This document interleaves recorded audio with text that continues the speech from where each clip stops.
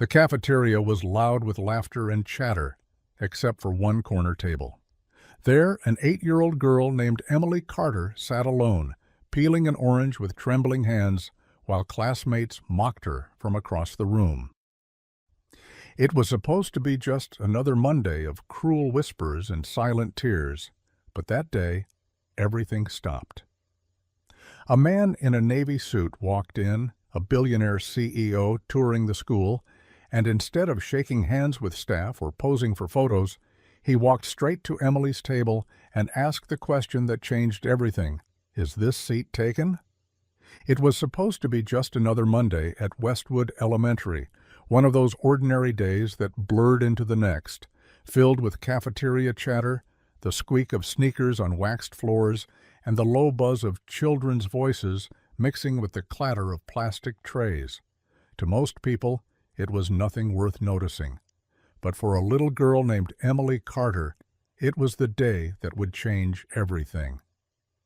Emily was 8 years old, a quiet child with big hazel eyes that seemed too observant for her age and a pair of hand-me-down sneakers whose soles had started to peel at the edges. She never liked lunchtime. While the other kids rushed into the cafeteria laughing, finding their friends and claiming tables, Emily carried her tray with careful steps, scanning the room like someone searching for a place she wasn't sure existed. That Monday, like so many others, she chose a corner table against the wall and sat down alone. She unwrapped her sandwich slowly, trying not to draw attention. But of course, someone noticed. Someone always did. "Why's she sitting by herself again?" whispered a girl with a glittery backpack 2 tables away. "Because nobody wants to sit with her," another replied, her voice sharp with the cruel confidence only children could wield so easily. Emily's ears burned. She kept her head down, focusing on peeling an orange that wasn't even ripe enough, her fingers sticky with juice that stung a small cut on her thumb. She told herself not to cry, not here, not where they could see. But then came the louder voice, the one that always tipped everything over. "Look, it's the loser table," a boy shouted, laughing. Others joined in, some giggling nervously, others outright mocking. It wasn't the first time. It wouldn't have been the last.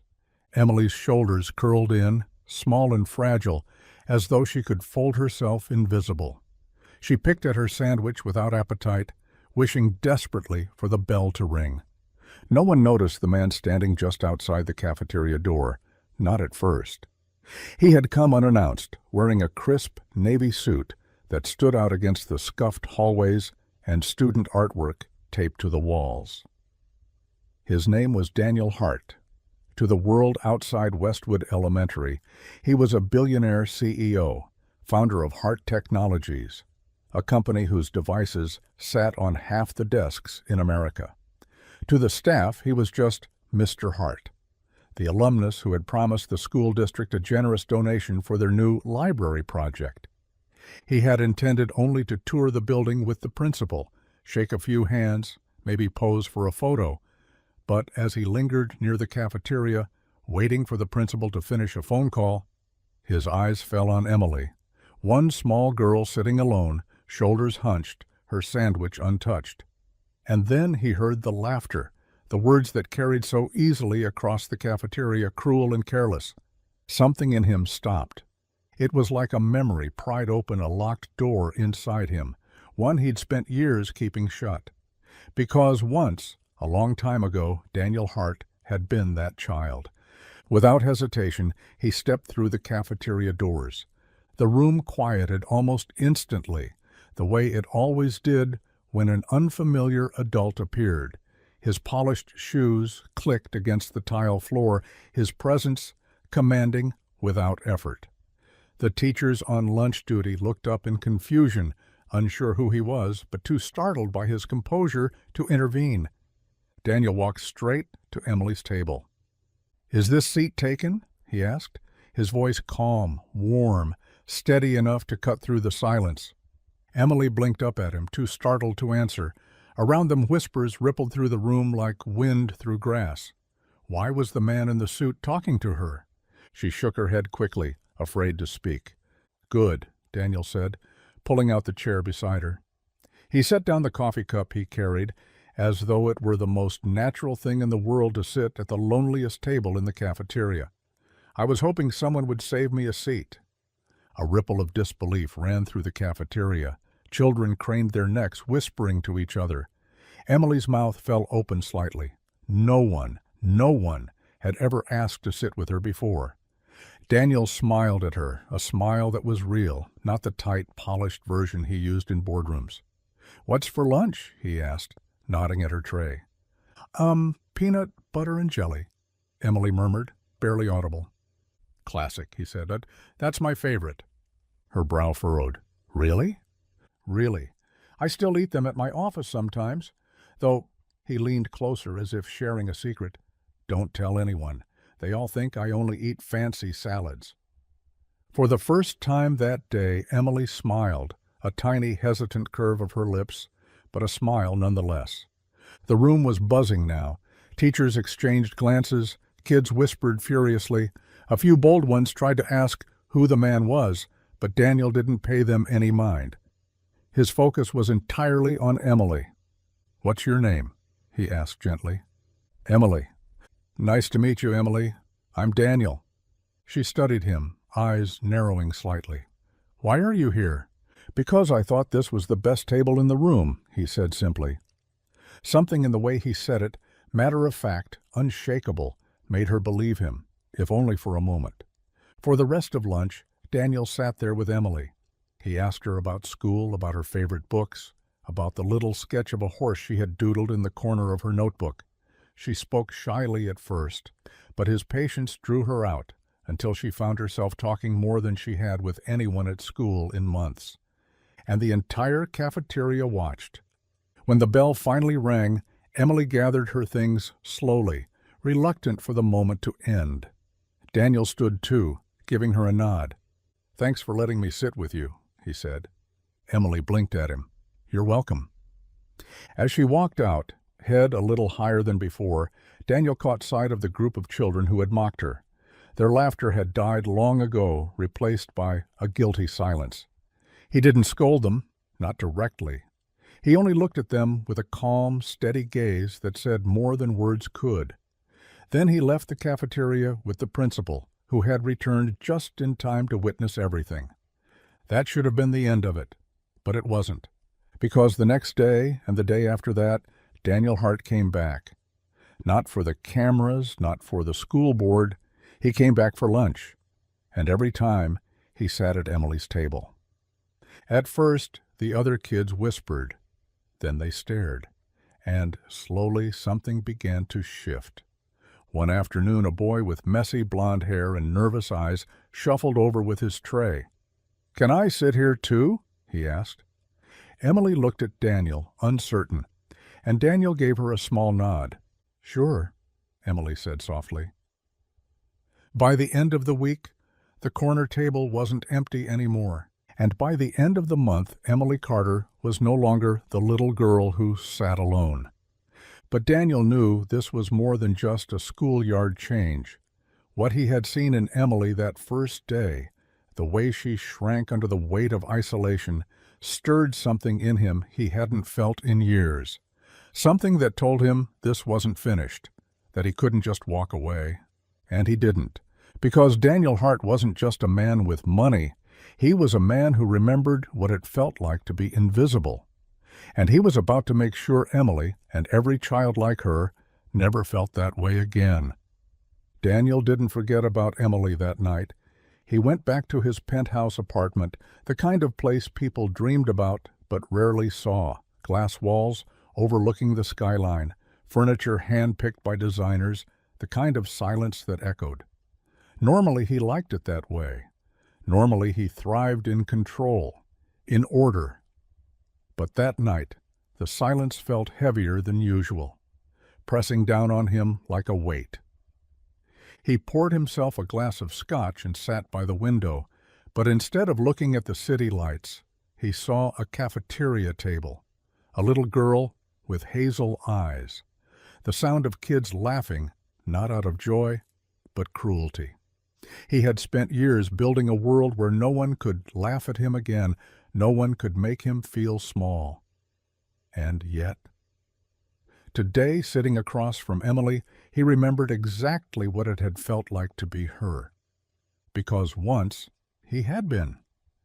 When Daniel was 9, he too had been the boy no one wanted to sit with. His clothes were worn, his lunches plain, and his father was already gone. His mother worked 2 jobs, coming home so exhausted that sometimes dinner was toast and butter. Kids noticed. Kids always noticed. They laughed at his shoes, at his silence, at the fact that when pizza day came, he never had the $2 extra. He remembered sitting in a cafeteria corner, just like Emily, staring at the table, wishing for invisibility, wishing for someone to see him, just once. No one ever did. Not then. So when Daniel saw Emily, the echo of his past collided with the man he had become. And he realized that if he walked away, if he let that little girl keep eating alone, he was no different from the people who had walked past him years ago. The next morning, Daniel canceled 2 board meetings. His assistant nearly had a breakdown over the sudden change, but he didn't care. Instead, he drove straight back to Westwood Elementary. The principal, startled but eager to please, welcomed him with nervous enthusiasm. "You're back so soon?" she asked. Daniel gave her a polite smile. "I'd like to spend some more time here with the students, if that's all right." The principal hesitated, but what could she say? When a billionaire donor wanted to sit in on lunch, you didn't say no. So once again, Daniel found himself in the cafeteria. And once again, Emily sat alone. But this time, when he slid into the chair beside her, she smiled before he even spoke. "You came back," she said softly. "Of course I did," Daniel replied. "Did you think I'd forget about my lunch buddy?" She shook her head quickly, but he could tell she had expected exactly that, for him to disappear, like everyone else always did, but Daniel didn't. For the next hour, they ate together. He asked her about her math test, listened to her talk about the book she was reading, even helped her peel an orange when her small fingers struggled. Around them, the cafeteria buzzed with disbelief. Kids whispered, eyes darting toward the corner table. Teachers glanced over, puzzled, curious, a little wary. And then something changed. A boy from her class, the same one who had laughed the day before, approached slowly with his tray. He looked nervous, like he was stepping into forbidden territory. Can I sit here?" he asked. Emily froze. She didn't know what to say. Daniel leaned back slightly, letting her decide. Her hazel eyes flickered to him, uncertain. "You're in charge," he whispered.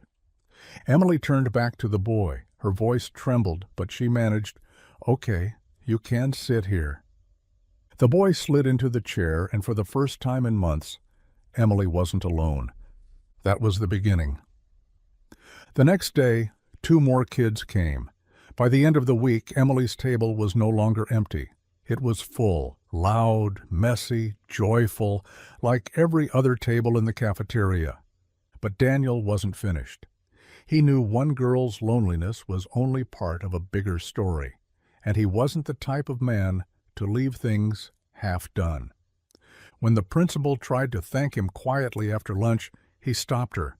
"I don't want gratitude," he said, "and I want change." She blinked. "Change?" Daniel nodded. "I want you to give me a list of every child in this school who qualifies for free or reduced lunch. Every child who's being overlooked, who might be sitting alone. I want to know their names, their stories." The principal hesitated. "That's confidential information, Mr. Hart." Daniel leaned forward, his voice calm but unyielding. "Then let me rephrase. I'm going to fund a program, a mentorship, a scholarship, call it what you will. But it starts here, in this cafeteria. No more kids sitting alone. No more kids going hungry, and I'll write the check today." The principal stared at him, speechless. She had dealt with donors before, people who gave money for their names on plaques, for photo ops and ribbon cuttings. But this was different. This man wasn't talking about buildings or libraries. He was talking about children, about loneliness, about the kind of things schools noticed but never had the resources to fix. And he wasn't asking, he was telling. That afternoon, Daniel called his legal team. By the end of the week, the Heart Foundation for Every Child had its first program. No child at Westwood Elementary would ever eat alone again. Volunteer mentors, funded lunches, and a staff counselor dedicated to creating a buddy system that made sure every student had someone to sit with. Emily didn't know the details, not then. All she knew was that the man in the suit kept coming back, that he sat with her, listened to her, remembered her, that he didn't disappear. For a little girl who had spent so long being invisible, that was everything. And for Daniel, who had spent his life running from the boy he used to be, it was the first time he stopped and faced him, and chose differently. Daniel didn't forget about Emily that night. He went back to his penthouse apartment, the kind of place people dreamed about but rarely saw. Glass walls overlooking the skyline, furniture hand-picked by designers, the kind of silence that echoed. Normally he liked it that way. Normally he thrived in control, in order, but that night the silence felt heavier than usual, pressing down on him like a weight. He poured himself a glass of scotch and sat by the window, but instead of looking at the city lights, he saw a cafeteria table, a little girl with hazel eyes, the sound of kids laughing, not out of joy, but cruelty. He had spent years building a world where no one could laugh at him again, no one could make him feel small. And yet, today, sitting across from Emily, he remembered exactly what it had felt like to be her, because once he had been. When Daniel was 9, he too had been the boy no one wanted to sit with. His clothes were worn, his lunches plain, and his father was already gone. His mother worked 2 jobs, coming home so exhausted that sometimes dinner was toast and butter. Kids noticed. Kids always noticed. They laughed at his shoes, at his silence, at the fact that when pizza day came, he never had the $2 extra.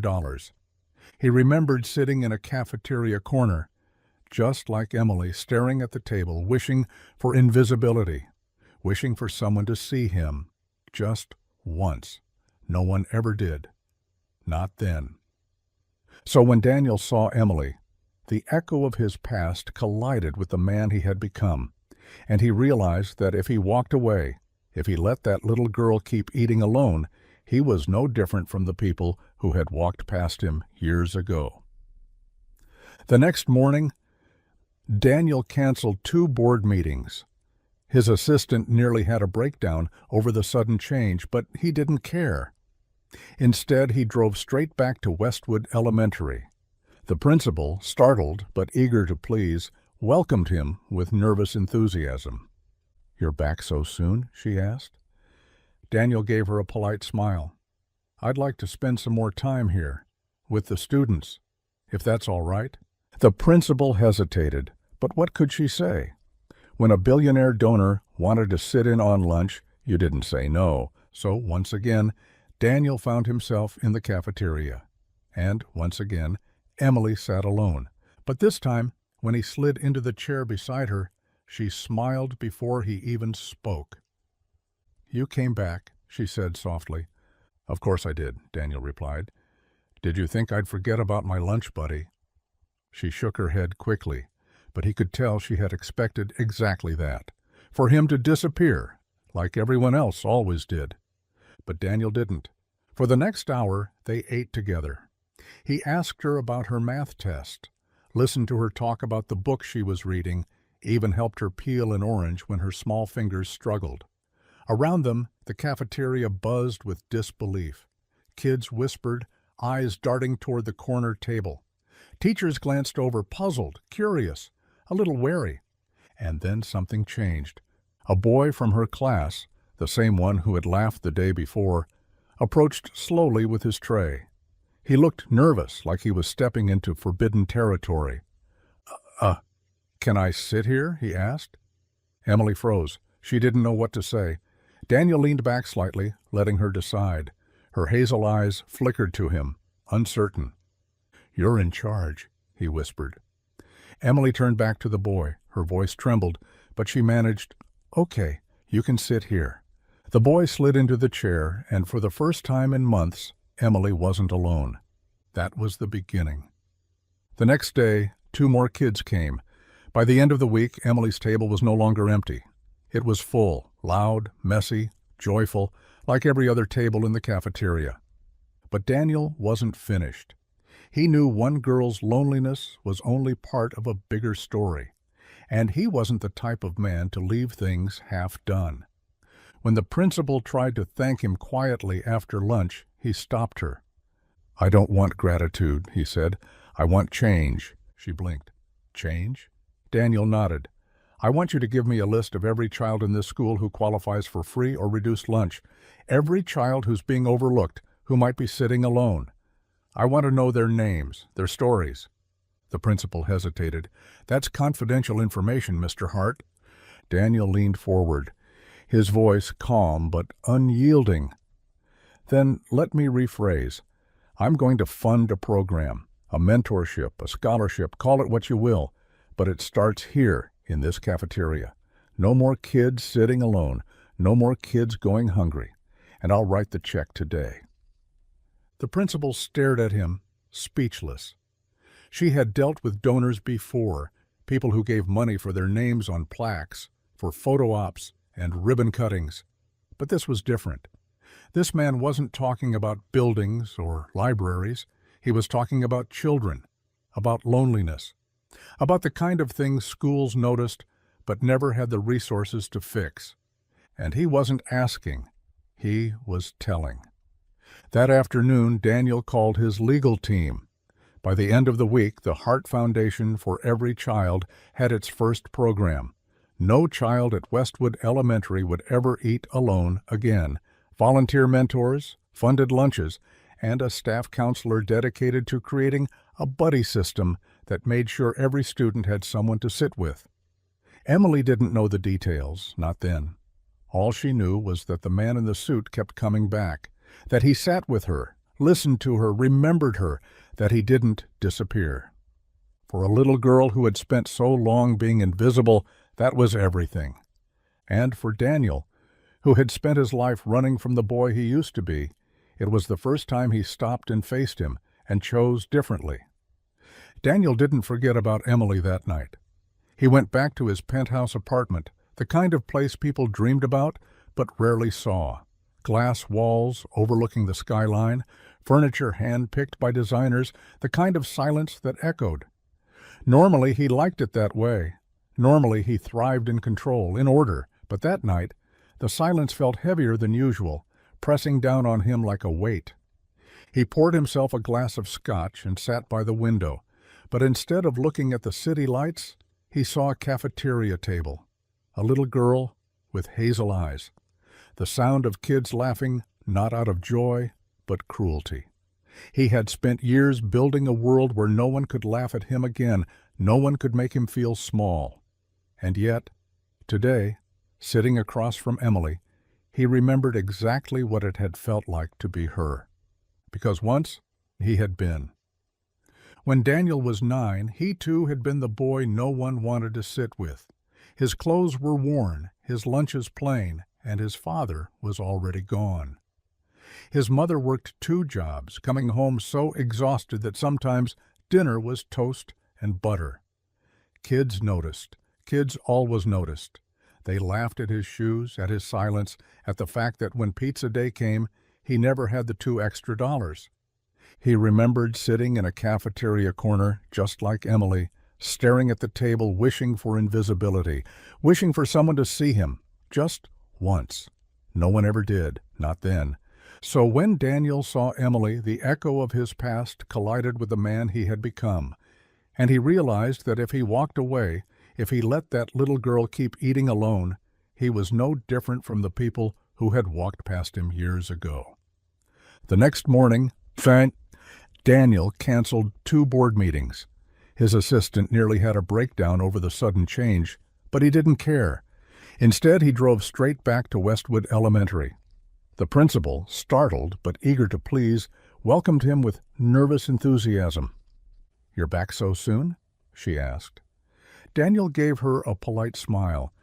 "I'd like to spend some more time here, with the students, if that's all right." The principal hesitated, but what could she say? When a billionaire donor wanted to sit in on lunch, you didn't say no. So once again, Daniel found himself in the cafeteria. And once again, Emily sat alone. But this time, when he slid into the chair beside her, she smiled before he even spoke. "You came back," she said softly. "Of course I did," Daniel replied. "Did you think I'd forget about my lunch buddy?" She shook her head quickly, but he could tell she had expected exactly that, for him to disappear, like everyone else always did. But Daniel didn't. For the next hour, they ate together. He asked her about her math test, listened to her talk about the book she was reading, even helped her peel an orange when her small fingers struggled.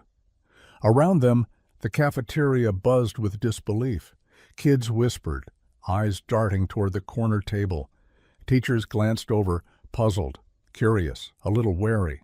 And then something changed. A boy from her class, the same one who had laughed the day before, approached slowly with his tray. He looked nervous, like he was stepping into forbidden territory. Can I sit here?" he asked. Emily froze. She didn't know what to say. Daniel leaned back slightly, letting her decide. Her hazel eyes flickered to him, uncertain. "You're in charge," he whispered. Emily turned back to the boy. Her voice trembled, but she managed, "Okay, you can sit here."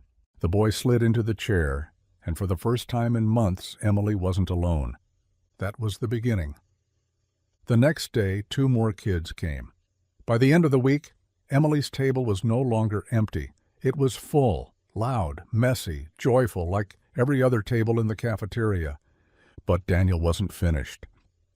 He knew one girl's loneliness was only part of a bigger story, and he wasn't the type of man to leave things half done. When the principal tried to thank him quietly after lunch, he stopped her. "I don't want gratitude," he said. "I want change." She blinked. "Change?" Daniel nodded. "I want you to give me a list of every child in this school who qualifies for free or reduced lunch. Every child who's being overlooked, who might be sitting alone. I want to know their names, their stories." The principal hesitated. "That's confidential information, Mr. Hart." Daniel leaned forward, his voice calm but unyielding.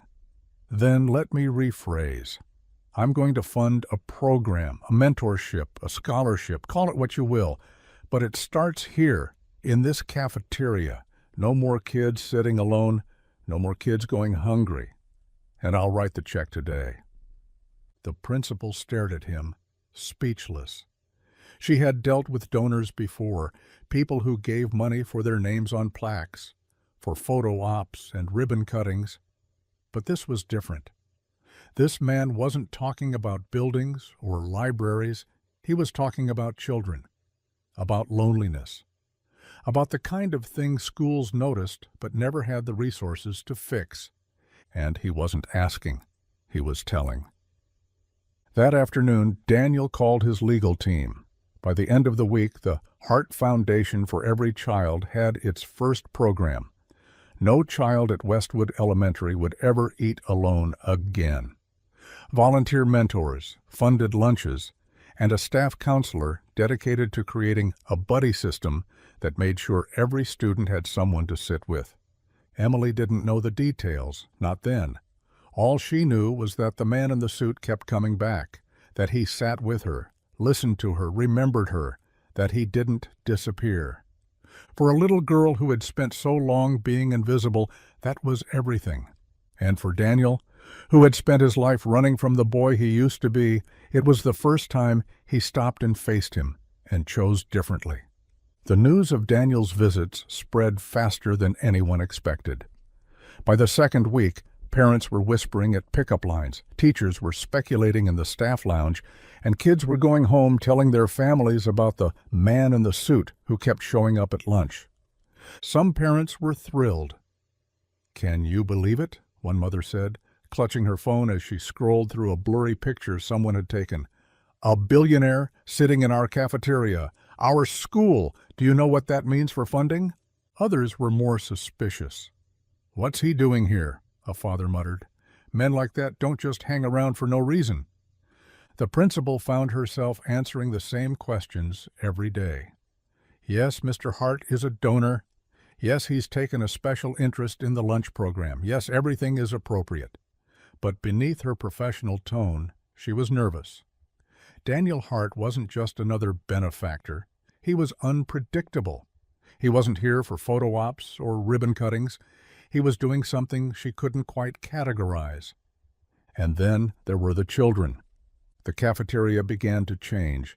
The corner table, once a place of exile, became the most sought-after spot in the room.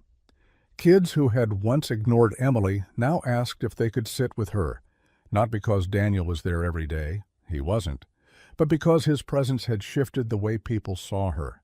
The stigma was gone. Emily herself struggled to make sense of it. She was glad, of course, glad to have people to sit with, glad not to feel the sting of laughter on her back. But she was also wary. Were they sitting with her because they liked her or because they wanted to be near him? She didn't ask, though. She was too afraid of the answer. Daniel noticed. He always noticed. One afternoon, after the cafeteria had emptied, he lingered with her as she packed up her things. "You're quiet today," he said. Emily shrugged. "It's nothing." "Doesn't sound like nothing." She hesitated, then whispered, "They only sit with me because of you." Daniel crouched down so he was at her level, his expensive suit creasing against the cafeteria floor. "Emily," he said softly, "do you know what happens when a window gets opened in a dark room?" She frowned. "What?" "The light comes in, and suddenly people see what was always there. I might have opened the window, but you're the light." Her eyes widened, and for a moment she believed him. That night, though, Daniel's words haunted him as much as they comforted her. Because if she was the light, then what did that make him? The man who opened a window only because he remembered the darkness? He poured another glass of scotch and stared out at the city, asking himself questions he hadn't thought about in years. He thought about his mother, about the days when she skipped meals so he could eat, about the nights when she whispered promises she wasn't sure she could keep. He thought about the teachers who had looked right past him, the classmates who had laughed, the silence he had carried like a second skin. And he thought about the vow he had made when he was 17, standing outside the cheap apartment they were about to be evicted from. "I will never be invisible again. I will never sit alone again." He had kept that vow. He had built an empire so vast no one could ignore him. But sitting with Emily, watching her peel an orange with sticky little fingers, he wondered if he had misunderstood his own promise. Maybe it wasn't about never being alone. Maybe it was about making sure no one else had to be. By the end of the month, Daniel wasn't just sitting at lunch. He was meeting with teachers. He was reviewing attendance reports. He was quietly asking the counselor about the kids who slipped through the cracks. And he was writing checks, big ones, that came with strings attached. Not strings for him, but strings for the children. Strings that meant free lunches, after-school programs, and tutoring sessions for anyone who needed them. And the more he gave, the more he realized something he hadn't felt in years. He wasn't just investing in numbers, he was investing in people. It terrified him, because numbers were safe, people were not. And Emily Carter, with her hazel eyes and shy smile, had just become the most dangerous person in his life. Daniel's world began to split in two. By day, he was still the hard-edged CEO, signing contracts, steering billion-dollar deals, speaking at conferences where every word he uttered was weighed like gold. But in the quiet hours he carved out for himself, he was at Westwood Elementary, sitting on small plastic chairs that squeaked under his weight, listening to children talk about their homework and their favorite cartoons. It was disorienting, the contrast. In the boardroom, grown men deferred to him, their voices edged with caution because of the power he held.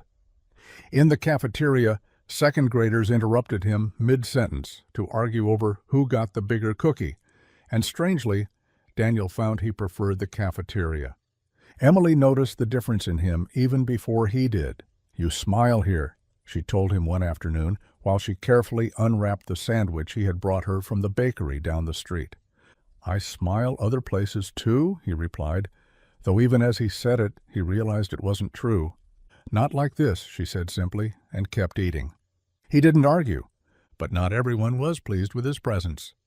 At the next school board meeting, the air was thick with polite tension. Parents filled the folding chairs, some eager, some skeptical. Daniel sat near the back, arms folded, watching. A woman stood up first. "My son comes home every day talking about Mr. Hart," she said with a wide smile, "about how he sat with him, about how he asked him questions. My son has never been this excited about school. I just want to thank you." She turned, looking directly at Daniel. Applause followed. But then another parent stood. A man in a faded work jacket, his jaw set tight. "Look, I get it. He's rich. He wants to help. But why here? Why our kids? No offense, Mr. Hart, but men in suits don't usually spend their time in cafeterias unless there's something in it for them." Murmurs spread across the room. Daniel rose slowly, the chair scraping against the floor. Every eye turned toward him. He didn't raise his voice, but the steadiness of it carried through the room. "You're right," he said. "Men in suits usually don't. I didn't come here for publicity. I didn't come for business. I came because I saw a little girl sitting alone. I know what that feels like. And I decided she wouldn't sit alone again, not if I could help it." The room fell silent. The man in the jacket shifted, uneasy under the weight of Daniel's gaze. He didn't reply. The board chair cleared her throat. "Well, Mr. Hart has pledged significant funding for student programs. I think we can all agree the results will benefit our children." The tension eased, but Daniel knew it wouldn't be the last time his motives were questioned. And strangely, he welcomed it, because if there was one thing he had learned, it was that good intentions didn't mean anything unless they held up under scrutiny. Later that night, Emily asked him why he looked tired. "Because sometimes people don't trust what they don't understand," he said. She tilted her head. "But I do." And those 3 words, so simple, so unguarded, did more to steady him than all the applause in the world. Daniel Hart, who had once built an empire to shield himself from doubt, was learning something new. Trust wasn't built by walls. It was built by presence. And in the presence of one small girl, he found himself dismantling walls he hadn't even realized were still standing. The weeks stretched into months, and Daniel's presence at Westwood Elementary stopped being shocking and started being expected. Teachers began saving him a chair during assemblies. The lunch staff waved him through the kitchen door like he belonged there. Even the janitor, who rarely spoke more than a few words to anyone, started leaving the back door propped open when he knew Daniel was coming. But the one who changed the most was Emily. The little girl who had once hunched over her lunch tray now walked into the cafeteria with her head higher. She wasn't loud, and she wasn't suddenly the most popular kid in school, but she carried herself differently. When other children looked at her now, they didn't see someone to mock. They saw the girl who sat with Daniel Hart. And slowly, they saw Emily. Daniel noticed it in the smallest ways. The way she raised her hand more often in class. The way she asked him one afternoon if he thought she'd be good at art school someday. The way she no longer rushed to leave the cafeteria when the bell rang, but lingered to laugh at a classmate's joke. And though he never said it to her, he was proud. Still, beneath all the progress, Daniel saw the shadows. He knew what it meant when a child's shoes were too small, when her backpack straps were fraying, when her lunchbox never looked quite as full as the others. He knew because he had lived it. One chilly afternoon, when the sky outside was the color of steel, he offered her a ride home. She hesitated, then nodded. Her neighborhood was only a few miles from the glittering heart of the city, but it felt like another world. Cracked sidewalks, peeling paint, windows patched with cardboard.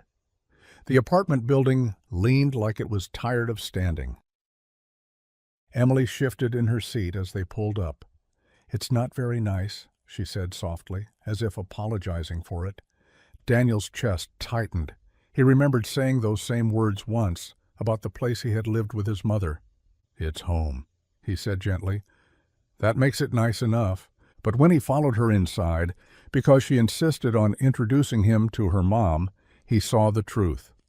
Her mother, a woman with weary eyes and calloused hands, was juggling 2 jobs just to keep the lights on. She greeted Daniel politely, almost warily, until Emily blurted, "Mom, this is Mr. Hart. He sits with me at lunch." Something in her mother's face softened at that. She offered Daniel tea in chipped mugs, and they sat in a living room that smelled faintly of detergent and tiredness. As Emily disappeared into her room to fetch a drawing she wanted to show him, her mother lowered her voice. "I don't know why you've taken an interest in her," she said, "but thank you. She needed someone." Daniel met her gaze. "So did I, once." And though neither of them said more, an understanding passed between them. That night, as Daniel drove back to his glass-walled apartment, he realized something startling. For years he had believed his wealth, his power, his empire were the proof that he had overcome his past. But it wasn't the skyscrapers or the headlines that proved it. It was Emily. It was the chance to make sure another child didn't carry the same scars he did.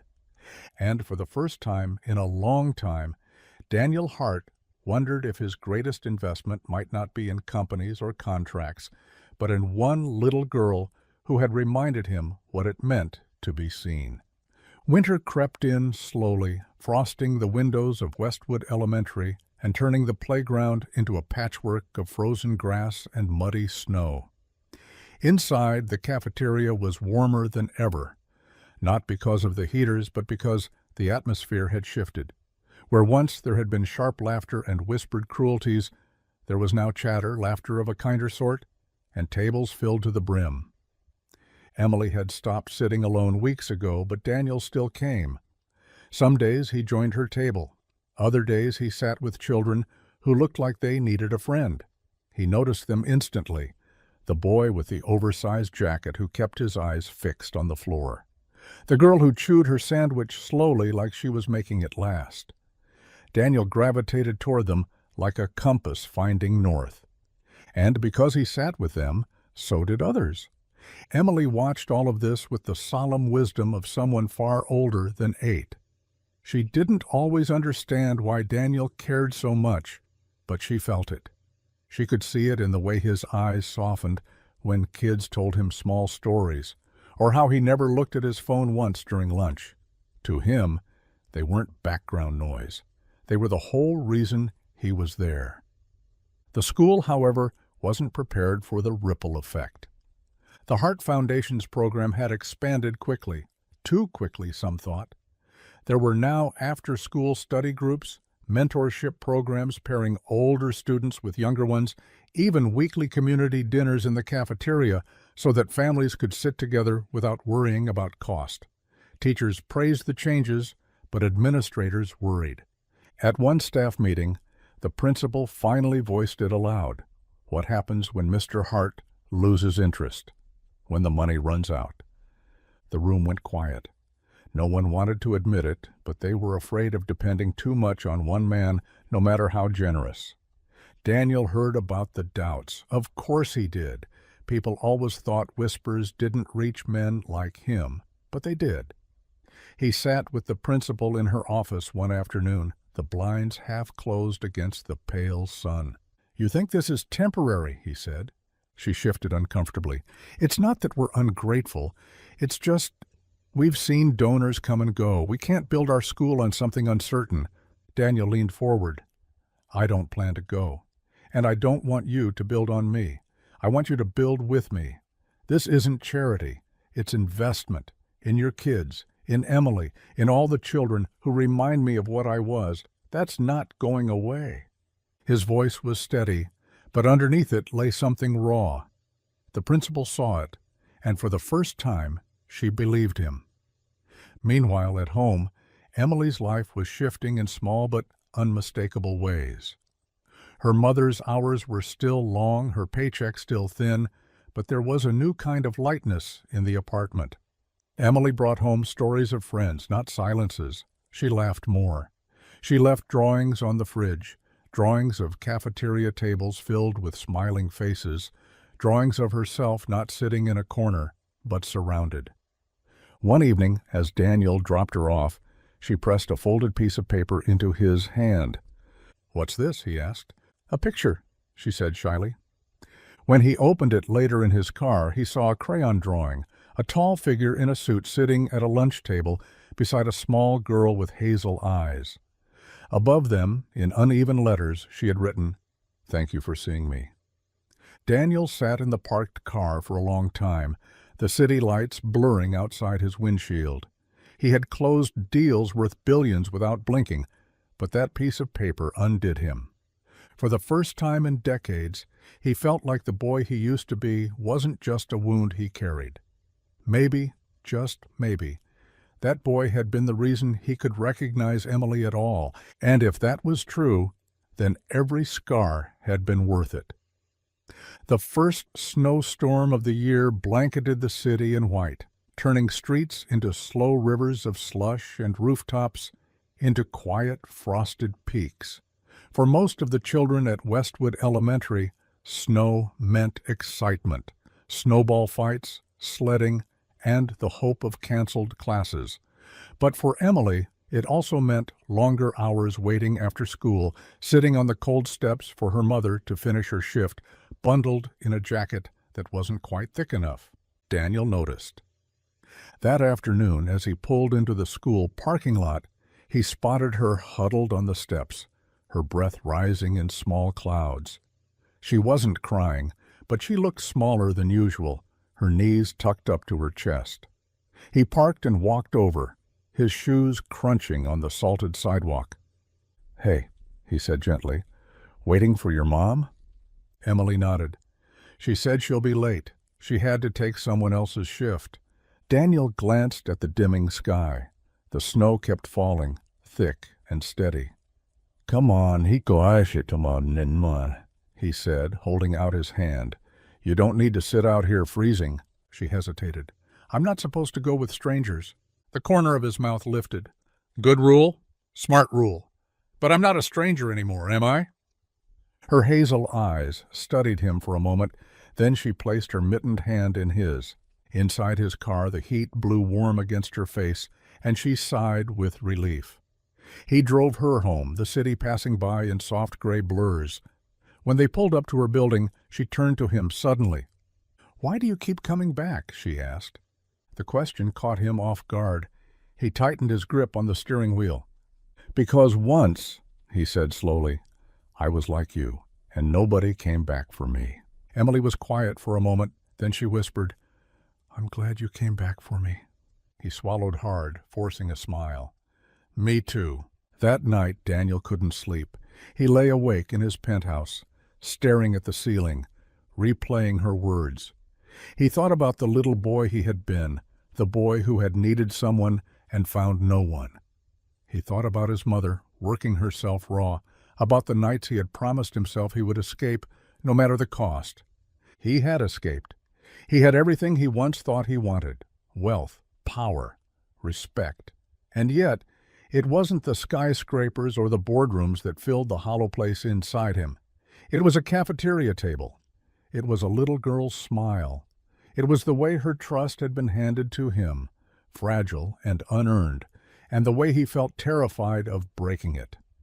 By the end of the week, Daniel made a decision. He met with his foundation's board in a glass-walled conference room overlooking the frozen city. His executives expected another expansion deal, another innovation.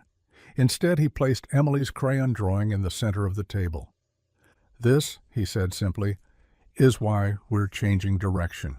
They stared, confused. "From now on," Daniel continued, "our priority is children like her, the invisible ones, the ones no one notices until it's too late.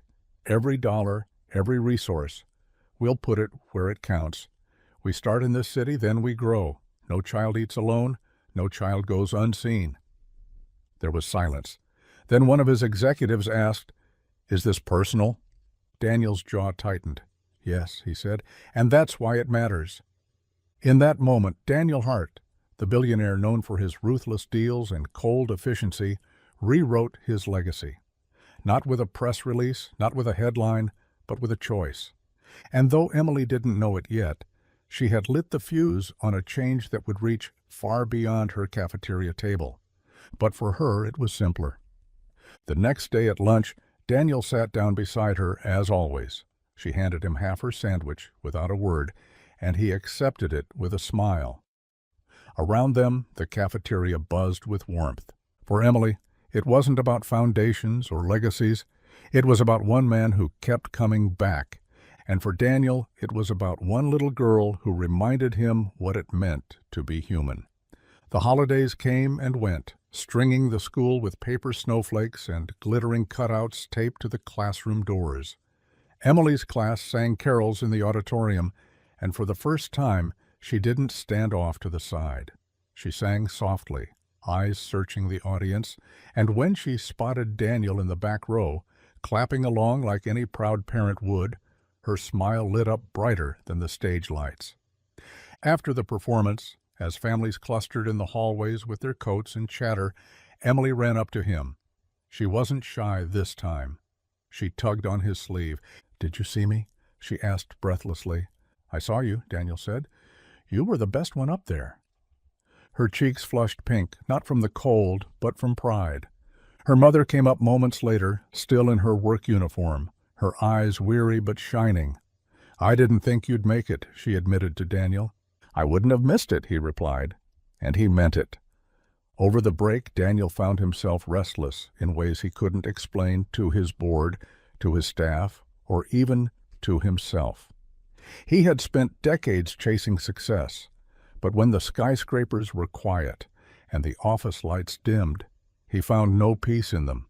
Peace came in crayons, in cafeteria chatter, in the sound of Emily's laugh. On New Year's Eve, while the rest of the city glittered with champagne toasts and fireworks, Daniel drove to the apartment building where Emily lived. He carried 2 bags, one with groceries, one with wrapped gifts. He hesitated at the door, worried about overstepping, but when Emily herself answered, her eyes widened and her smile was the only invitation he needed. They ate spaghetti on chipped plates, the sauce too salty but warm and real. Emily opened her presents, a sketchbook, colored pencils, and a winter coat 2 sizes too big so she could grow into it. She hugged him with all the fierceness her small frame could manage. Her mother caught his eye across the table. She didn't say thank you, not out of ingratitude, but because the words weren't enough. Instead, she simply nodded, and in that nod was something Daniel hadn't realized he was aching for: acceptance. When he drove home later that night, fireworks were exploding across the city, but Daniel barely noticed them.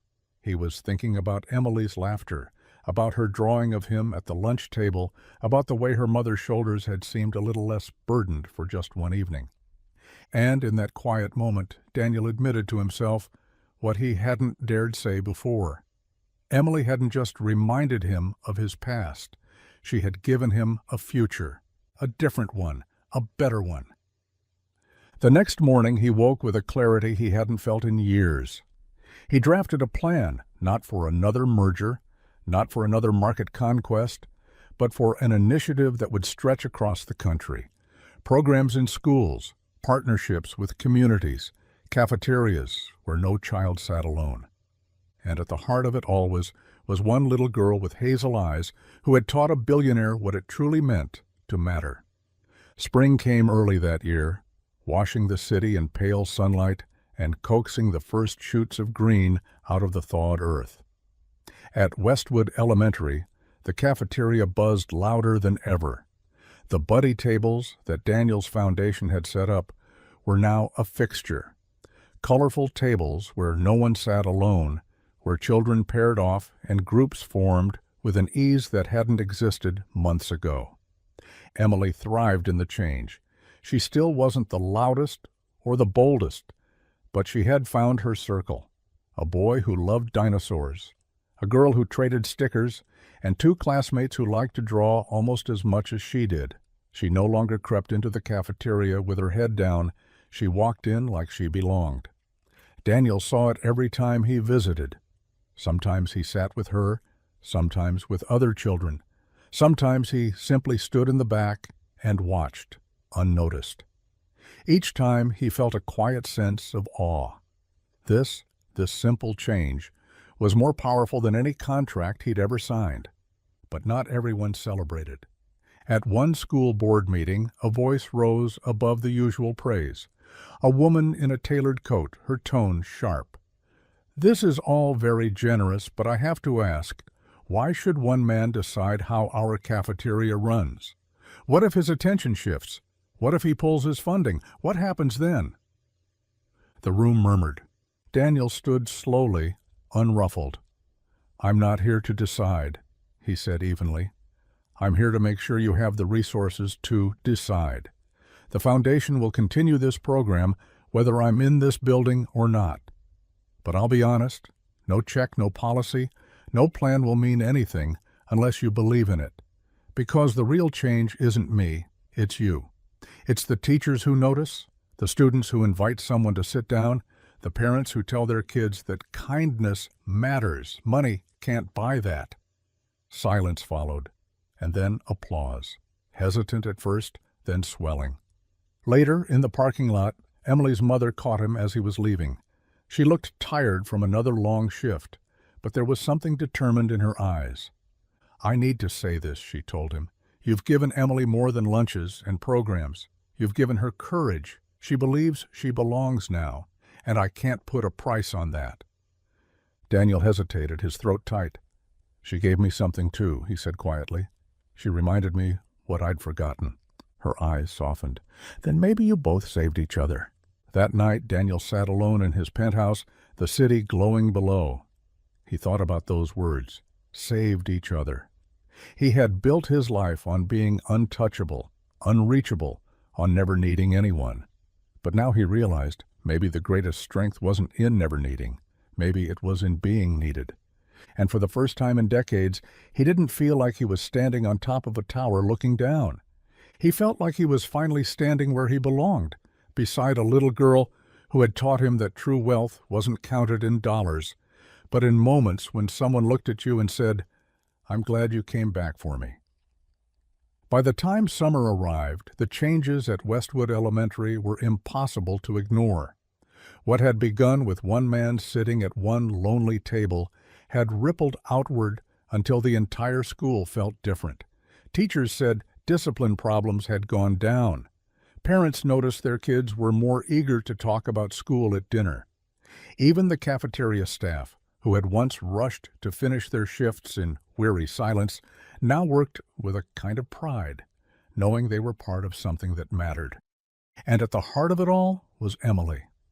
Her drawings covered the bulletin boards now, bright sketches of kids holding hands, of tables crowded with friends, of herself standing tall instead of shrinking in the corner. She wasn't invisible anymore. She wasn't forgotten. She was known. Daniel watched her transformation with a quiet awe. He came as often as he could, but it wasn't just about Emily anymore. He spoke to teachers about resources, to parents about community, to kids about dreams. He started arriving early and staying late, sometimes walking the halls after everyone else had gone, listening to the echoes of laughter still clinging to the walls. One afternoon, Emily found him there, standing in the empty cafeteria. "Why are you here when nobody else is?" she asked, tilting her head. Daniel smiled faintly. "Because this is where everything started. And sometimes I need to remember." "Remember what?" He crouched down so they were eye level. "That one moment can change a life. You changed mine, Emily." Her eyes widened, startled. "Me?" "Yes, you." His voice was steady, but softer than she'd ever heard it. "I've made millions of decisions in my life, but the best one was sitting down at this table with you." She looked at him for a long moment, then reached out and hugged him, quick, fierce, childlike. Daniel froze, then slowly wrapped his arms around her, careful as though holding something fragile. When she pulled back, she grinned. "Then I'm glad you sat with me." He laughed softly, the sound rough but genuine. So am I.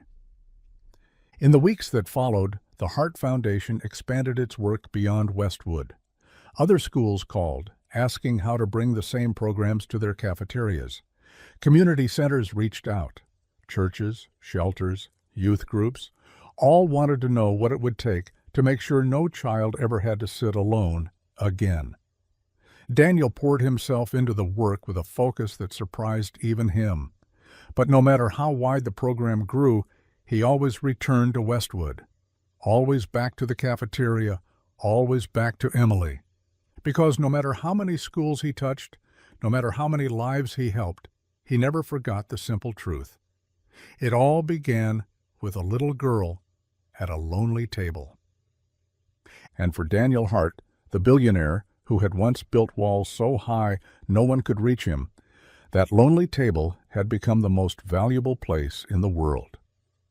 The new school year began under a different kind of sky. The air was crisp, the hallways smelled of fresh paint and sharpened pencils, and the cafeteria gleamed with new tables, brightly colored ones purchased with funds from the Hart Foundation. Children poured in with chatter and laughter, and not a single one sat alone. Emily, now a grade older, walked in with her backpack bouncing and her sketchbook tucked under her arm. She spotted Daniel near the back, not in a suit this time, but in a sweater, his sleeves rolled up as if he belonged here as much as anywhere else. She ran over, sliding into the seat beside him without hesitation. "First day of school," he said, smiling at her. "How does it feel?" "Better," she said firmly. "It feels better." He looked around the cafeteria, at the groups of kids sharing food and stories, at the tables filled with noise and light, and he knew she was right. But it wasn't just the cafeteria anymore. Daniel's programs had spread across the city. Schools that had struggled with isolation and bullying now had buddy systems and free meal programs. Children who once hid in corners now found themselves welcomed. Parents who had feared their kids would slip through the cracks began to believe in second chances. And with every success, Daniel thought back to the boy he once was, the boy no one had noticed, the boy who had carried loneliness like a shadow. That boy still lived inside him, but he wasn't angry anymore. He wasn't hidden. He had been given a place at the table through Emily. Emily noticed the change in him too. One afternoon, as they walked out of the school together, she studied his face with that serious little expression she sometimes wore. "You're not sad anymore," she said quietly. Daniel paused. "What makes you say that?" "You don't look out the window the same way. You used to look like you were missing something. Now you look like you found it." Her words struck deeper than she could have known. Daniel's throat tightened, but he managed to smile.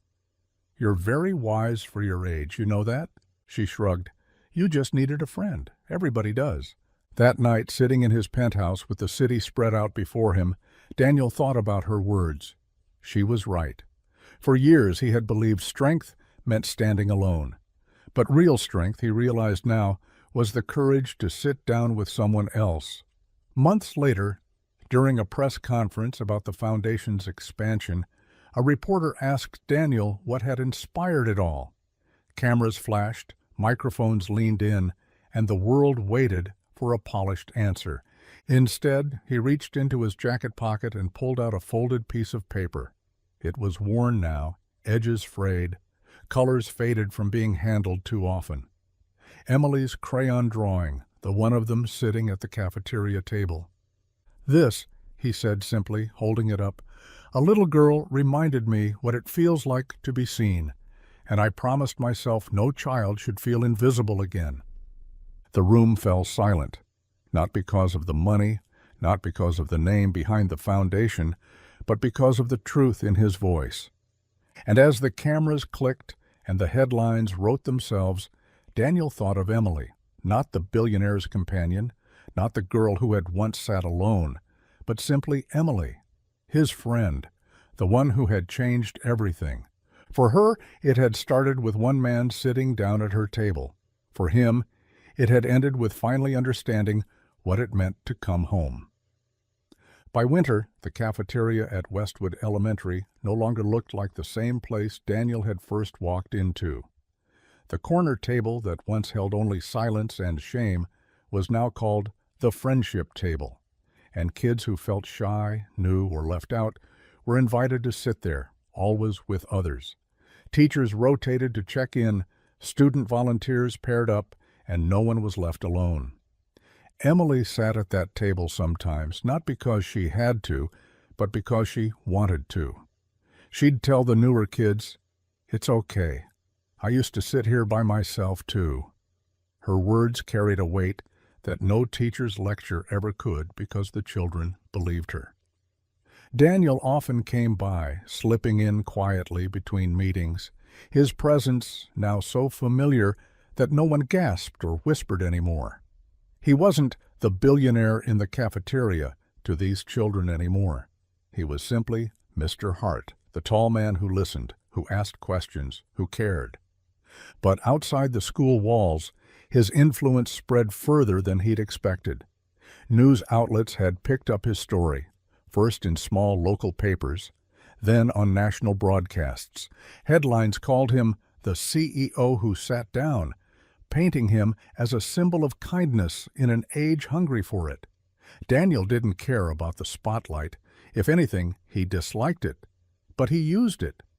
Every interview, every headline, he redirected the attention back to the cause. "It's not about me," he said firmly each time. "It's about children like Emily. It's about making sure every child has a place at the table." Emily's mother noticed the changes too. Their apartment was still modest, her hours still long, but Emily's laughter filled the rooms more than silence did. She drew at the kitchen table late into the evenings, her sketchbook pages filled with scenes of joy she hadn't dared imagine a year ago. And sometimes, when Daniel dropped her off, her mother would watch them from the window, her daughter skipping up the stairs, her shoulders unburdened, and feel a gratitude too deep for words. One snowy afternoon, as Daniel helped Emily carry boxes of art supplies into the school for a new program, she stopped suddenly and looked up at him. "Do you think you'll always come back?" she asked.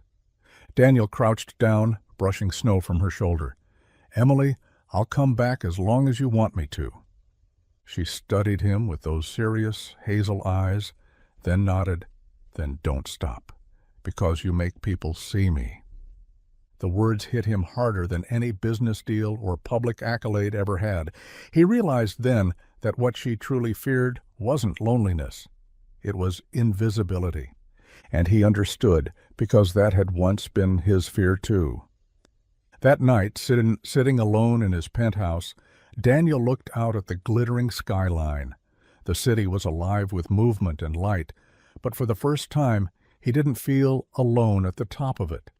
He thought of Emily's words, of her mother's quiet nods, of the cafeteria now filled with warmth.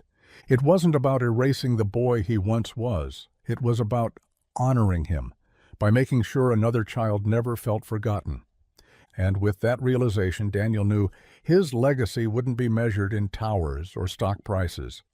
It would be measured in tables. Tables where no one sat alone. Tables where children like Emily found their voices. Tables where the invisible finally became seen. And in that quiet moment, Daniel Hart smiled, not the tight, polished smile of a CEO, but the unguarded smile of a man who had finally come home to himself. Spring melted the last of the winter snow, and with it came the kind of energy only children could carry. Running through hallways, shouting across playgrounds, laughing too loud in the cafeteria, Westwood Elementary felt alive in a way it hadn't in years, and though few said it aloud, everyone knew why. The Hart Foundation had changed more than just programs. It had changed the spirit of the place. Emily was at the center of it. She wasn't invisible anymore. She raised her hand in class, volunteered to read aloud, and sometimes even walked up to new students just to say, "Do you want to sit with us?" Kids listened to her because they knew her story, even if they didn't know every detail. She was proof that one small girl could go from being shamed to being seen. Daniel saw it too. Each time he stepped into the cafeteria, he noticed how she glowed differently. Not because she was suddenly the most popular girl, but because she was steady, grounded, comfortable in her own skin. And every time he caught her eye across the room, she would grin at him as though to say, "Look, we did it." But outside the school, the world was paying attention. Daniel was invited to speak at conferences, not about technology or business, but about children, about loneliness, about what it meant to be human. He stood on stages in front of thousands and told the same story, of a little girl with hazel eyes sitting at a cafeteria table, and of the day he chose to sit down beside her. People wept, people donated. Other CEOs called him, some curious, some skeptical, but many asking how they could do the same in their communities.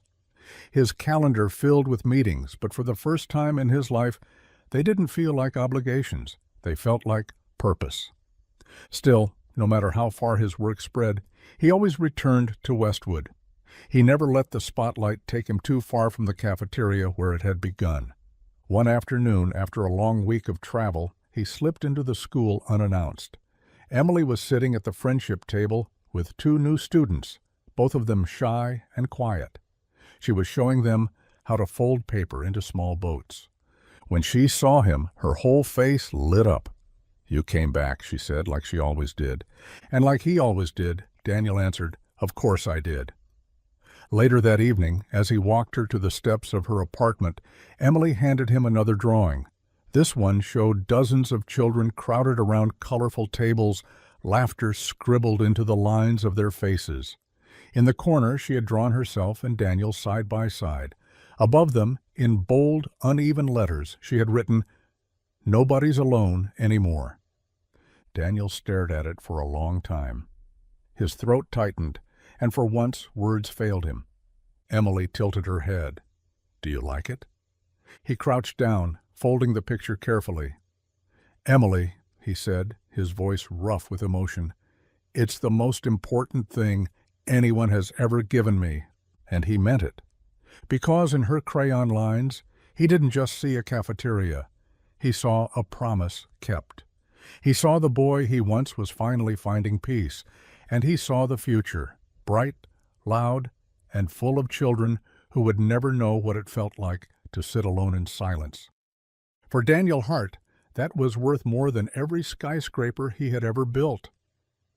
The final weeks of the school year arrived with warm breezes and sunlight that spilled through the cafeteria windows. Children buzzed with the restless excitement of summer break on the horizon, their laughter bouncing off the walls. And through it all, Daniel kept coming back. It had been nearly a year since that first day, the day he'd walked into Westwood Elementary and seen Emily sitting alone. Sometimes it felt like yesterday, other times it felt like a lifetime ago. The cafeteria no longer held that same heavy silence. Instead, it was a place of noise and welcome, where no one sat by themselves. Emily had grown in that time, too. She carried herself with a confidence that surprised even her teachers. She had friends, real friends, who didn't just sit with her because of Daniel, but because they wanted to. She laughed easily, raised her hand in class, and even volunteered to help younger students find their places at lunch. On the very last day of school, as balloons bobbed in the hallways and kids scribbled goodbye notes in yearbooks, Emily tugged Daniel's sleeve at the friendship table. "Will you still come back when I'm in 4th grade?" she asked, her voice hesitant. Daniel crouched down so his eyes were level with hers. "Emily," he said softly, "I'll come back as long as you want me to." She studied him seriously, as if measuring the weight of his promise, then nodded with a small smile. That afternoon, the school held a small assembly. Teachers gave out awards: perfect attendance, best reader, most improved. When Emily's name was called for the Kindness Award, she walked to the stage with her head high. The applause was louder than she'd ever imagined. From the back of the room, Daniel clapped until his hands stung. For the first time in decades, he felt tears burn his eyes, not of sorrow, but of something deeper, pride, gratitude, healing. Afterward, as students spilled out into the sunshine, Emily handed him one last drawing. This one was different. And it wasn't just her and Daniel at a table. It was the whole cafeteria. Every child surrounded, every chair filled, no corners empty. And in the center, she had drawn a bright sun above the tables with one simple word in bold crayon letters: together. Daniel folded the paper carefully, as if it were something sacred. "This," he whispered, "is everything." He walked her home one last time before summer, the city alive around them. And as he left her at her building, he realized something he had never thought possible.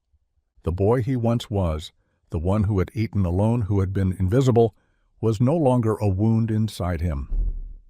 That boy had been given a seat at the table through Emily. And because of her, no child in that cafeteria would ever feel invisible again. For Daniel Hart, the billionaire who had spent a lifetime chasing success, that lonely table had become the richest place in the world. And for Emily, the little girl who had once been shamed for sitting alone, it had become the place where she discovered she was never truly alone at all.